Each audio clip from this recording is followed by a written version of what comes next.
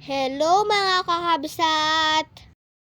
Sumama kami para magpa-enroll sa school. Ang lakas ng hangin at ulan.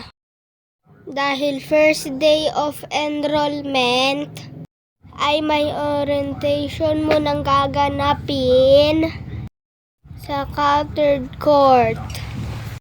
Tapos kaming tatlo, naghintay kami sa waiting area.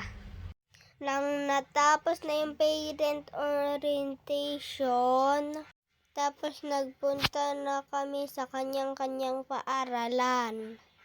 Kami naman ni Mami, nandito na kami sa aking room. Ang unang ginawa din is review muna ang aming mga libro. Dahil first day of enrollment, nag-elect na rin sila ng parent officer. Si Mami ay ilalagay nila pero ayaw niya.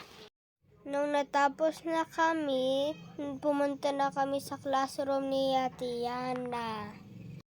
Ang papa ni Ate Yana ay patawa-tawa kasi siya ay nalagay sa officer. After naman kay kila Ate Yana, pumunta na kami kay kila Ate Kim.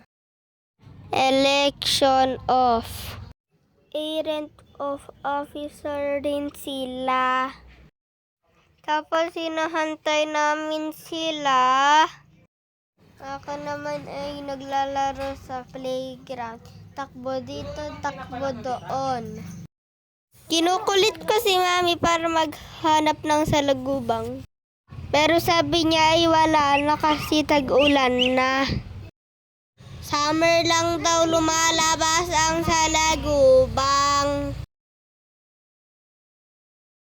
Kaya yan, takbo-takbo na lang ako dito. Nagma-monkey bar na lang ako dito kasi wala akong kalaro. Niyaya ko si Mami papunta sa room ni Ate Yana. Para sabihin mauna na kami umuwi. Pero si Ate Yana sumabay na rin umuwi. Iniwan niya na ang kanyang papa. Pero yung papaalam sana kami kay Ate Kim. Saktong natapos na rin sila sa meeting. Kaya nagsabay-sabay na rin kaming umuwi. Si Papa Sadam na lang ang naiwan sa school. Naglakad na kami pa uwi kasi malapit lang kami. Thank you, kakabsat. Please like, follow, and share.